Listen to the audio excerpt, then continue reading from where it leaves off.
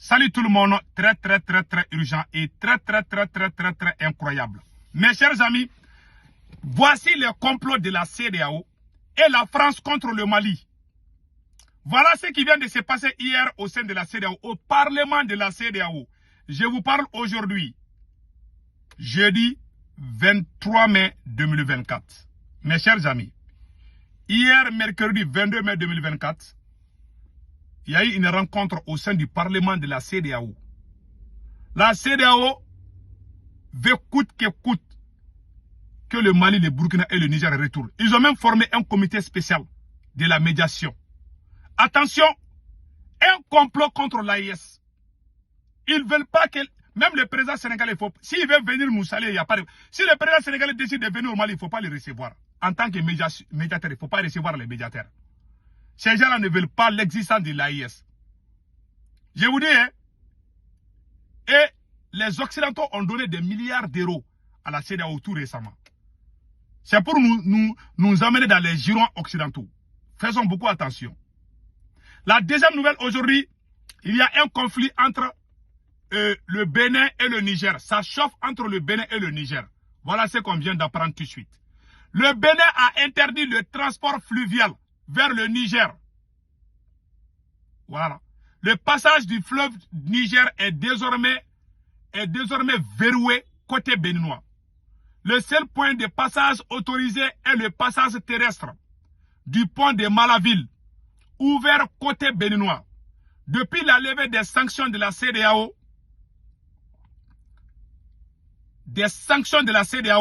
côté nigérien. Voilà, mais fermé côté nigérien. Malgré les sanctions de la CEDEAO contre le Niger, la circulation des biens et des personnes était effective via fleuve Niger.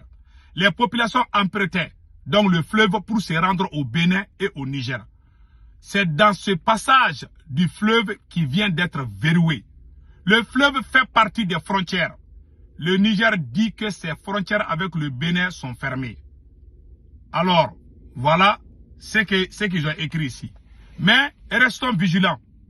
Il y aura une solution. Voilà ce qui est écrit ici. Là. Maintenant, allons-y aux côtés de la CEDEAO. Mes chers amis, avant de lire le côté de la CEDEAO, on va finir avec ce qui vient de se passer au Bénin. Il y a une dame journaliste qui a presque tout dit ici. Je vais vous montrer ça tout de suite. Voilà, écoutons cette dame. Il y a Frontière Bénin-Niger, le Bénin durcit le ton à Malanville et ferme le contournement par voie fluviale. Je vous donne des précisions. Bonsoir. Nous sommes le mercredi 22 mai 2024. Les autorités béninoises ont décidé de fermer le trafic fluvial qui servait d'alternative entre les peuples béninois et nigériens. Désormais, ni les marchandises ni les personnes ne sont autorisées à regagner le Bénin par le fleuve, vice-versa. La seule voie officielle de transport que le Bénin reconnaît désormais avec son voisin du Nord est celle terrestre via le pont qui les relie. Ce mercredi, Sota FM, la radio locale basée à Malanville, a constaté sur le terrain la mise en œuvre d'une nouvelle décision d'interdiction du trafic fluvial. Jusqu'à l'application de cette mesure, rapportent nos confrères, Cotonou avait fermé les yeux sur le transport des personnes et des biens à travers le fleuve, alors que Niamey refuse d'ouvrir sa frontière malgré la levée des barrières côté béninois pour des raisons de sécurité. Pour veiller à l'application de cette décision, les éléments de la police républicaine sont déployés sur le terrain. Suivons ensemble quelques témoignages recueillis sur place. Le Niger et le Bénin, nous sommes tous les mêmes. Ce n'est pas parce que le Niger est en train de chercher à nous faire du mal qu'on va le rendre le mal.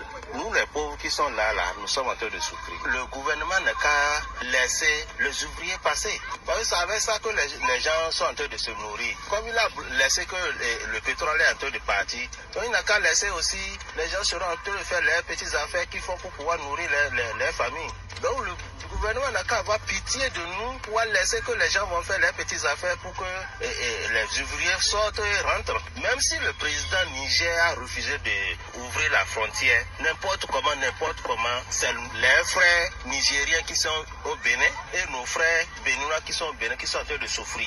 Moi, je vois ça normal, cette décision. Parce que quoi? La situation actuelle entre le Niger et le Bénin, ça n'a pas besoin qu'on aille à la force ou quelqu'un vienne s'incliner, s'agenouiller pour l'autre avant qu'il y ait compréhension, entente. Parce que le Niger, le Bénin, ce sont des pays frères. Ce sont nos frères béninois qui sont au Niger. Et ce sont nos frères, les frères nigériens qui se trouvent au Bénin. Donc ces deux pays n'ont aucune raison de se priver l'un de l'autre. Déjà, le Bénin est en train de mener ses grands pas pour la réconciliation et la stabilisation de la paix. Mais nous constatons que c'est de l'autre côté qu'il y a résistance toujours. Donc nous leur demandons de tenir compte de la situation de la population qu'ils dirigent, qu'ils gouvernent et de ramener la balle à terre. Voilà, ça c'est la réaction des gens. Donc le Bénin, nous prions le Tout-Puissant Allah pour qu'il y ait la paix entre le Bénin et le Niger.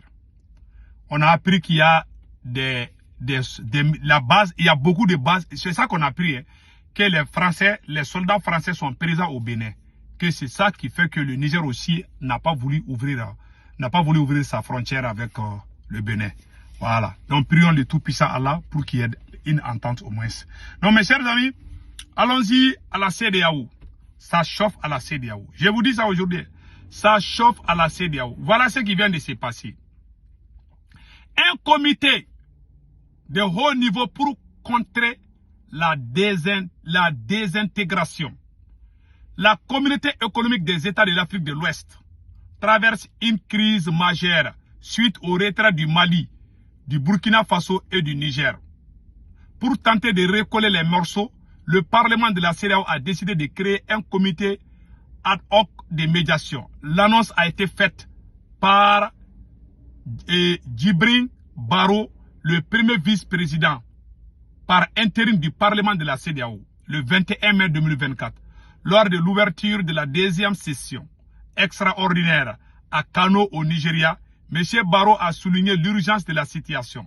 Le président de la commission de la CEDEAO a souligné l'urgence de s'associer aux efforts en cours visant à éviter la désintégration du bloc régional qui pourrait survenir avec le départ du Mali, du Niger et du Burkina Faso.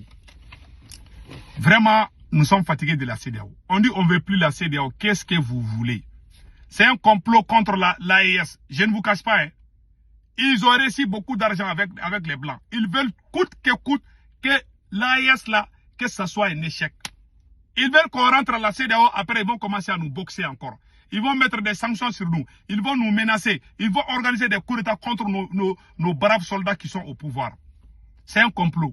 Faisons beaucoup attention. Il ne faut même pas recevoir les soi-disant médiateurs qui vont venir au Mali ou au Burkina. Il faut les chasser. Celui qui dit qu'il va venir parler là entre CEDEAO et puis l'AES, il ne faut même pas les recevoir. Franchement parler, nous avons beaucoup de respect pour le président sénégalais là, Diomaye Faye. Si vous aimez la CEDEAO, on vous respecte. De grâce, nous on ne veut plus la CEDEAO. Nous, les peuples de l'AES, on ne veut plus la CEDEAO, point barre. Donc mes chers amis, restons vigilants. Et nous conseillons au président de ne pas voyager par avion dans ces derniers temps-là. De limiter les déplacements. Parce qu'on ne sait pas ce qui se passe avec les tentatives de coup d'État là. Et les accidents, je ne sais pas, les crashs d'avion, quoi là. Donc, ça fait peur. Donc, restons vigilants. Que Dieu bénisse l'AES. Ciao, ciao.